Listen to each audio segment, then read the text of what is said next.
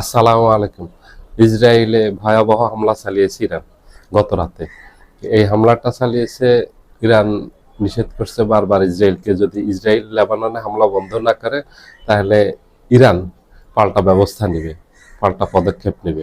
Israel এটা আমলে নেয়নি, আমলে না নিয়ে লেবাননের রাজধানী বৈরুতে হামলা করেছে। এটা আজকে 2 মাস থেকে ইসরায়েল লেবাননে আক্রমণ করে যাচ্ছে ধারাবাহিকভাবে, আর ইরান এটার বিরুদ্ধে প্রতিবাদ করে যাচ্ছে। কিন্তু ইসরায়েল ইরানের এই প্রতিবাদে কান দেয়নি, ইসরায়েল হামলা চালিয়ে যাচ্ছে। গত রাতে ভয়াবহ হামলা চালিয়েছে ইরান। ইরানের ব্যালিস্টিক ক্ষেপণাস্ত্র দিয়ে, যেগুলি এই ফেব্রুয়ারিতে শুরু হওয়া যুদ্ধে 40 দিন ওই যুদ্ধটা চলছে। ফেব্রুয়ারিতে শুরু হয়ে ফেব্রুয়ারির 28 তারিখে শুরু হয়ে এটা শেষ হয়েছে এপ্রিলের 7 তারিখে পাকিস্তানের মধ্যস্থতায় যুদ্ধবিরতি চলতেছে। ওই 40 দিনের যুদ্ধে ইসরায়েল ইরানের এই ব্যালিস্টিক ক্ষেপণাস্ত্রগুলিকে প্রতিহত করতে পারেনি। ইসরায়েলের যে 3 স্তরের আকাশ প্রতিরক্ষা ব্যবস্থা আছে, আয়রন ডোম আছে, ডেভিড স্লিং আছে, অ্যারোস্পেস আছে, এগুলি দিয়ে প্রতিহত করতে পারেনি।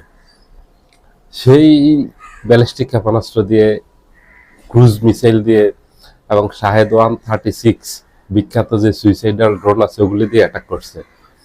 ইসরায়েলের বীরসেবা, যেটাকে বলা হয় ইসরায়েলের প্রযুক্তি হাব, ওখানে অ্যাটাক করছে। তেল আবিবে অ্যাটাক করছে, ইসরায়েলের জেরুজালেমে অ্যাটাক করছে। গুরুত্বপূর্ণ এই 3টা শহরে আক্রমণ করছে। গত রাত্রে ভয়াবহ আক্রমণ করছে ইরান, এবং ধারাবাহিকভাবে এই পর্যন্ত 5ম ধাপে আক্রমণ করছে। 5 ধাপে গত রাত্রের থেকে। এটা এবার ইরান শুরু করছে। অন্যান্য সময় আমরা দেখতাম যে ইসরায়েল আগে ইরানের উপর আক্রমণ করে। 25 সালে হঠাৎ করে ইসরায়েল ইরানে আক্রমণ করে বসলো, এবং এই 26 সালে 28শে ফেব্রুয়ারি যে যুদ্ধটা শুরু হলো, হঠাৎ করে আমেরিকা এবং ইসরায়েল ইরানে আক্রমণ করলো। এবার ব্যতিক্রম ঘটছে, এটা ইরান পাল্টা আক্রমণ করছে। ইরানে প্রথম আক্রমণ করছে ইসরায়েলে, এবং ইসরায়েলের আক্রমণটা বৈধ ছিল। কারণ হলো লেবাননে অন্যায়ভাবে ইসরায়েল দীর্ঘদিন থেকে হামলা করে যাচ্ছে, ইরান প্রতিবাদ করতেছে, এবং ইসরায়েলের এই যুদ্ধে বিরতির জন্য যে আলোচনা চলতেছে আমেরিকার সাথে, এই যুদ্ধবিরতির অন্যতম শর্ত ছিল লেবানন যুদ্ধে যেন যুদ্ধ বন্ধ করা হয়। আমেরিকা ইসরায়েলকে নিষিদ্ধ করছে যেন লেবাননে যুদ্ধ বন্ধ করে।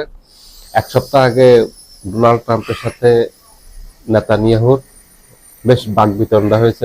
ডোনাল্ড ট্রাম্প নেতানিয়াহুকে ধমক দিয়েছেন লেবাননে কেন হামলা চালিয়েছে, লেবাননে হামলা যেন বন্ধ করে, কারণ ডোনাল্ড ট্রাম্প চাচ্ছে এই যুদ্ধ থেকে বেরিয়ে যাওয়ার জন্য।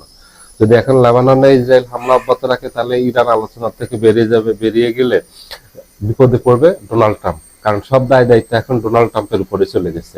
এই যুদ্ধ শুরু করার কারণে তেল, গ্যাস, ডিজেল, পেট্রোল, কেরোসিন এগুলি সব দাম বেড়ে গেছে পুরো বিশ্বব্যাপী হু হু করে, এবং সাথে সাথে দ্রব্যমূল্যের দাম বেড়ে গেছে।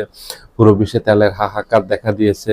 এই যে বিভিন্ন জায়গায় বিভিন্ন দেশে উৎপাদন বন্ধ হয়ে গেছে, তাদের বন্ধ হওয়ার উপক্রম হয়েছে। যেসব দেশ, যেমন প্রথম ভারতের দিকে একেবারে ভারতের এই যে রান্নার গ্যাস পর্যন্ত সংকট দেখা দিয়েছে।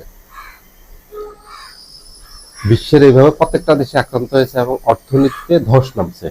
কারণ হরমুজ প্রণালী বন্ধ, এই যুদ্ধের কারণে হরমুজ প্রণালী দিয়ে কোনো ধরনের বাণিজ্যিক জাহাজ আপ-ডাউন করতে পারতেছে না, এবং এই রুট দিয়ে সৌদি আরব, কাতার, কুয়েত, আরব আমিরাত, ওমান, বাহরাইন, ইরাক এই দেশগুলোর তেল রপ্তানি করা হয়। এই দেশগুলি তেল রপ্তানি বন্ধ হয়ে গেছে, যার কারণে পুরো বিশ্বব্যাপী তেলের হাহাকার দেখা দিয়েছে। কারণ বিশ্বের সবচেয়ে বেশি তেল, গ্যাসের মজুদ এই দেশগুলিতে, এবং এখান থেকে এই রপ্তানি করা হয়। রপ্তানি বন্ধ করার অর্থ হলো এখানে পুরো বিশ্বব্যাপী অর্থনীতিতে একটা ধস নামবে, এগুলির হাহাকার দেখা দিবে। 80 ডলারের তেলের ব্যারেল সেটা $125 পৌঁছে গেছে। এখন যদি এইভাবে আবার যুদ্ধ দীর্ঘায়িত হতে থাকে তাহলে এখানে তেল গ্যাসের দাম আবার বাড়বে, আবার একটা সংকট দেখা দিবে। মাঝে যুদ্ধবিরতির কারণে কিছুটা মানুষের মাঝে একটা স্বস্তি ফিরে আসছে, এবং কিছুটা স্বাভাবিক অবস্থা ফিরে আসছে, যে মানুষের মাঝে একটা আস্থা ছিল যে যুদ্ধবিরতির মাধ্যমে স্থায়ীভাবে যুদ্ধের সমাধান হবে, তাহলে আর তেল নিয়ে সংকট দেখা দিবে না এবং হরমুজ প্রণালীও উন্মুক্ত হয়ে যাবে সবার জন্য। এই রুট দিয়ে তেল, গ্যাস, এগুলি যার যেটা প্রয়োজন এগুলি ওরা আমদানি রপ্তানি করতে পারবে। এখন সব বন্ধ হয়ে গেছে, আবার তেলের দাম বেড়ে গেছে গত রাত্রের আক্রমণের ফলে, এবং এটার জন্য দায়ী হলো ইসরায়েল। ইসরায়েলের বাড়াবাড়ির কারণে এই ইরান আক্রমণ করতে বাধ্য হয়েছে। ইরান যে ইসরায়েলের উপর শত্রু ভাবাপন্ন হয়ে আক্রমণ করছে এটা না, এখন এটা বাধ্য হয়ে আক্রমণ করছে। এখন ডোনাল্ড ট্রাম্প পড়ছে বড় বিপদে। ডোনাল্ড ট্রাম্প এখন এই ইরানকে আলোচনা টেবিল আর ফিরিয়ে নিতে পারবে না। যে আলোচনাটা চলতেছিল যুদ্ধ স্থায়ীভাবে বন্ধের জন্য এবং এই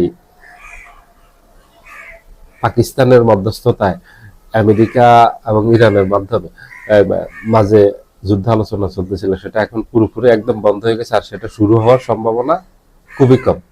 ইরান যেগুলি আক্রমণ করছে একেবারে ইসরায়েলের খুব গুরুত্বপূর্ণ জায়গাগুলিতে আক্রমণ করছে।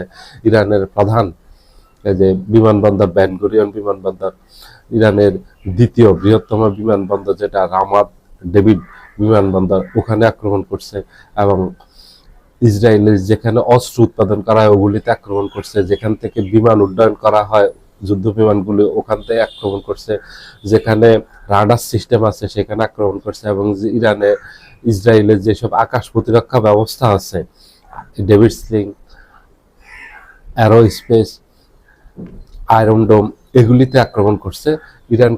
ইসরায়েলকে একেবারে অন্ধ করে দিয়েছে। কারণ এই সিস্টেমগুলিতে আপনি যদি আক্রমণ করলে এগুলি ধ্বংস হয়ে গেলে আর আপনার আকাশ প্রতিরক্ষা ব্যবস্থা কাজ করবে না। এবং ইরান যে আক্রমণগুলি করবে, ব্যালিস্টিক অথবা যেই ধরনের অস্ত্র নিক্ষেপ করবে, এগুলি ঠিক নির্দিষ্ট লক্ষ্যবস্তুতে গিয়ে আঘাত করবে। গত 40 দিনের যুদ্ধে যেভাবে ইরানের এই ক্ষেপণাস্ত্রের আঘাতে ইসরায়েলের ভিতরে একেবারে ধ্বংসস্তূপে পরিণত আছে, এখন আবার সেই একই অবস্থায় চলে গেছে। ইসরায়েলের অবস্থা এখন সেটাই হবে। ইসরায়েল এখন নাস্তানাবুদ অবস্থায় আছে। ইসরায়েল এখন ভয়ে আছে, আতঙ্কে আছে। কারণ এতদিন পর্যন্ত ইসরায়েল আগে আক্রমণ করতো ইরানে, এখন উল্টো ঘটনা ঘটছে, ইরান আক্রমণ করতেছে আগে ইসরায়েলের উপর। এবং ইরানের এই শক্তি সামর্থ্য গত 40 দিনের যুদ্ধে আমেরিকা এবং ইসরায়েলের মতো পরাশক্তি খুব ভালোভাবে টের পেয়েছে যে ইরান কি জিনিস।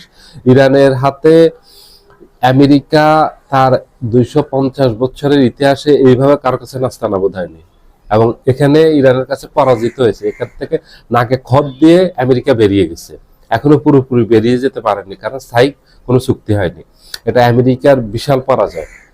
আমেরিকার ইতিহাসে সবচেয়ে বড় পরাজয় ঘটছে ইরানের সাথে। এবং একই সাথে ইসরায়েল, এই 80 বছরের ইসরায়েলের ইতিহাসে কারোর সাথে ইসরায়েল এইভাবে নাস্তানাবুদ হয়নি, এইভাবে ধ্বংসের মুখে পড়েনি, প্রতিরোধের মুখে পড়েনি।